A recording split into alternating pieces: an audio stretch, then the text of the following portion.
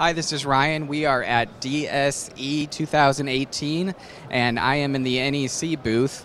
And above me, we are showing the P502HL-2 laser projector. And we are showing it in an application not typically known for projection.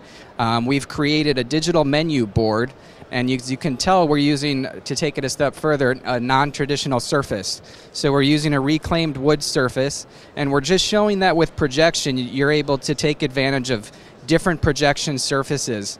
And so we've created a digital menu board on a reclaimed wood surface using a laser projector from NEC, the P502HL-2. It's a 5,000 lumen 1080p projector, and it is sort of our entry-level installation projector, which means that it has lens shift, has HD-based T, some other installer-friendly features, but it's still priced relatively affordable. So in the NEC line, the P-series projector, the 502HL, is our most entry-level laser projector. And so you'll see a lot of laser projectors in the NEC booth, but the P-series is our most affordable. So sort of a non-traditional application on a non-traditional surface, showing the P-series laser projectors at NEC booth. For more information, go ahead and visit our website at necdisplay.com.